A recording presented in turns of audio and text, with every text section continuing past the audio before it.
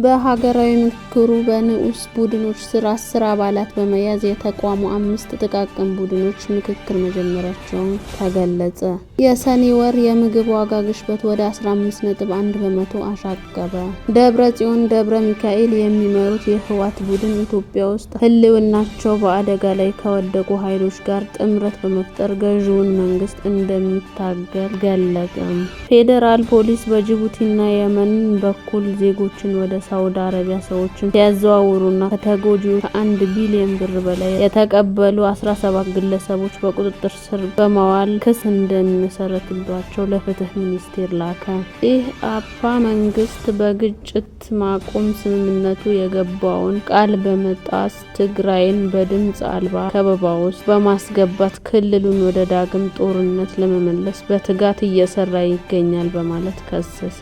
ሰላም ጤና ይስጥልኝ የሩህ ሚዲያ ቤተሰቦች፣ የዕለቱ መረጃዎችን ወደ እናንተ እናደርሳለን። አብራችሁን ቆዩ።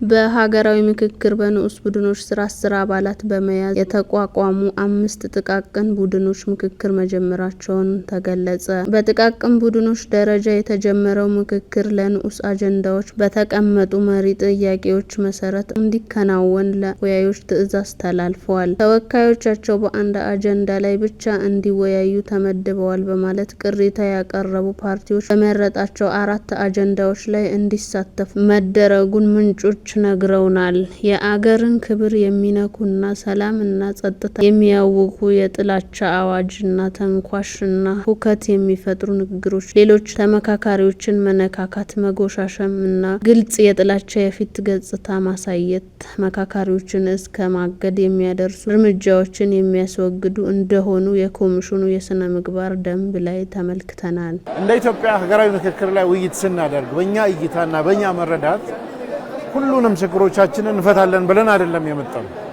ሌላውም እንደዛ ያስባል ብዬ አስባለሁ። ሁሉንም ስለማንፈታ ሁሉንም እንተው ደግሞ ማለትም ተገቢ አይደለም። ስለዚህ የተወሰነ ፐርሰንት እንኳን እኛን የምትመስል ኢትዮጵያ በመመስረት ሂደት ውስጥ እኛን እንደ ኢትዮጵያዊ እንደ ሙስሊም ማህበረሰብ የተለያየ ብሔር ብሔረሰብና እንደ ዜጋ ሁላችንም አብሮ ሊያኗኖር ይችላል፣ የውክልናን ጥያቄ ሊፈታ ይችላል ብለን በምናስባቸው ማዕቀፍ ውስጥ የምናምንበትን አቋም ለማንጸባረቅና የመፍትሄ አካል የቡድኑም አካል የሁላችንም መፍትሄ ሀሳብ እንዲሆን ጥረት እያደረግን በዚህ ሂደት ውስጥ አንድ ለመተዋወቅ በጣም በር ከፍቷል። በነበረን ውይይቶች የማናውቃቸው የተለያየ አካባቢ ያሉ ይሄ ችግር አለብኝ ብለው የሚያነሱ የቡድኑ አባሎቻችን አሉ። ይሄ ባይመጣም ማናውቃቸው ግን በተለያየ የኢትዮጵያ ኮርነር ላይ ሰዎች ዘንድ የቅሬታ ነጥብ የሆኑ እኛም ስናነሳ ሌሎቹ የማያውቋቸው ነገሮች ለመተዋወቅ በር ፈጥሯል። ሁለተኛ የሀገራችንን የተለያዩ ረጅም ጊዜ በውዝፍ የተቀመጡ ያለመነጋገር እና መፍትሄ የሌላቸውን ጉዳዮች ቀርበን መፍትሄ 100% ያገኝም አያገኝም መነጋገር መቻል በራሱ አንድ ለመግባባት፣ ሁለት ነገ የምትመጣው ኢትዮጵያ ምን ትምሰል የሚለው ላይ ሁሉም ሰው ቆም ብሎ እንዲያስብ እድል ፈጥሯል።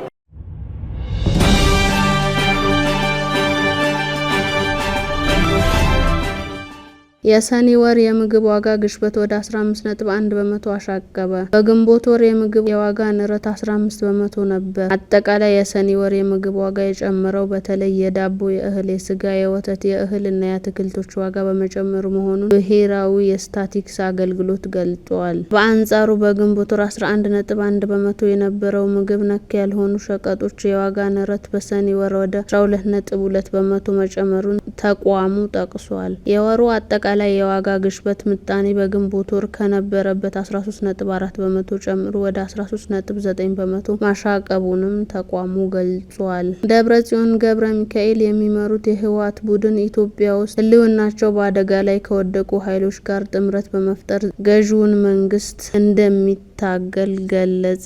ሰሞኑን መቀሌ ጨምሮ በተለያዩ የክልሉ ከተሞች በተካሄደው ህዝባዊ መድረኮች በትግራይ ህዝብ ላይ ተደቅኗል ያለውን አደጋ መመከት የሚችለው ማሸነፍ ብቻ ነው የሚል መግባባት ላይ ተደርሷል ሲል ህወሓት ዛሬ ባወጣው መግለጫ ገልጿል።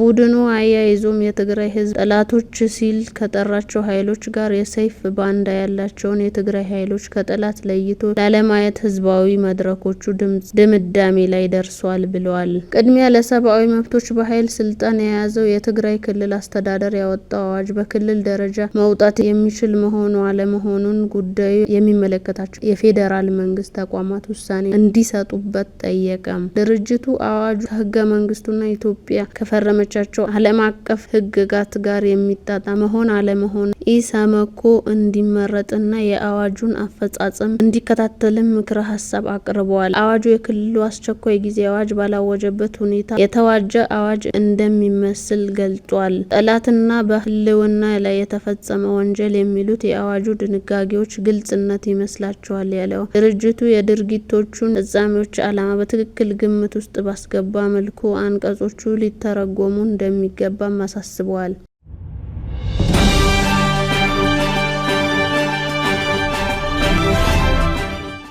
ፌዴራል ፖሊስ በጅቡቲና የመን በኩል ዜጎች ወደ ሳውዲ አረቢያ ሰዎች ሲዘዋወሩና ከተጎጂዎች ከ1 ቢሊዮን ብር በላይ የተቀበሉ 17 ግለሰቦችን በቁጥጥር ስር በማዋል ክስ እንዲመሰረትባቸው ለፍትህ ሚኒስቴር ላከ። ፖሊስ ተጠርጣሪዎች በዚህ መንገድ ከ60 በላይ ሰዎች ህይወት እንዲጠፋና ቀሪዎች ተጎጂዎች የመን ውስጥ በመጋዘኖች ታጉረው ከፍተኛ ኢሰብአዊ ድርጊቶች እንዲፈጸምባቸው አድርገዋል በማለት ተጠርጣሪዎቹን ወንጅለዋል። ተጠርጣሪዎቹ ለተጎጂዎቹ ቤተሰቦች ስልክ በማስደወል ከፍተኛ ገንዘብ ሲጠይቁ እንደነበር የጠቀሰው ፖሊስ ገንዘብ መክፈል ላልቻሉ ቤተሰቦች ተጎጂዎችን እያሰቃዩ ተንቀሳቃሽ ምስል መቅረጽና በመላክ የስነ ልቦና ጫና ሲፈጠሩ እንደነበረ ማረጋገጡን ገልጿል። ተጠርጣሪዎቹ ከ40 ሺህ በላይ ሰዎች በህገወጥ መንገድ በየመን በኩል ማዘዋወራቸው ፖሊስ ጠቅሷል። ባለፈው ሳምንት ሰኞ 15 ኢትዮጵያውያን ከዛምቢያ ወደ ቦትስዋና በህገወጥ መንገድ ለመግባት የዛምቤዚ ወንዝ በጀልባ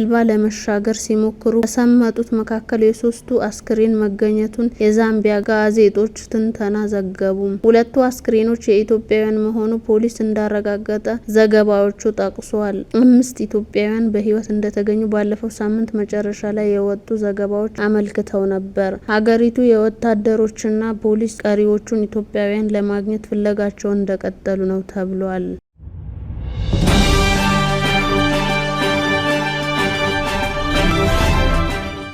በአማራ ክልል ሰሜን ሸዋ ዞን የባሶና ወረዳ ሰላምና ጸጥታ ጽሕፈት ቤት ምክትል ኃላፊ ተስፋዬ ጌታቸው ትላንት ሰኞ ረፋድ ላይ በደብረ ብርሃን ከተማ በስራ እየተንቀሳቀሱ በነበሩት ወቅት የወረዳው አስተዳደር ማንነታቸው ያልታወቁ ኃይሎች ሲል የጠራቸው የታጠቁ አካላት በተኮሱባቸው ጥይት ተመተው ህይወታቸው ማለፉን ተገለጸ።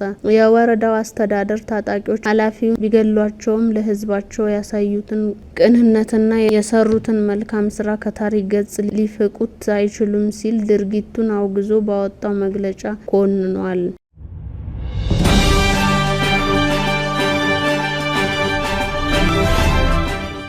ኢህአፓ መንግስት በግጭት ማቆም ስምምነቱ የገባውን ቃል በመጣስ ትግራይን በድምጽ አልባ ከበባ ውስጥ በማስገባት ክልሉን ዳግም ጦርነት ለመመለስ በትጋት እየሰራ ይገኛል በማለት ከሰሰ።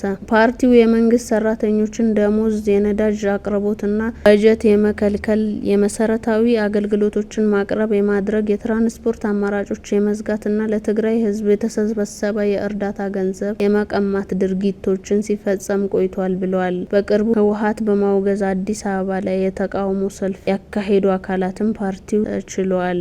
የዕለቱ መረጃዎችን ይህንን ይመስሉ ነበር። የሩህ ሚዲያ ገጻችንን ሰብስክራይብ፣ ሼር በማድረግ የሩህ ሚዲያ ቤተሰብ ይሁኑ። እናመሰግናለን።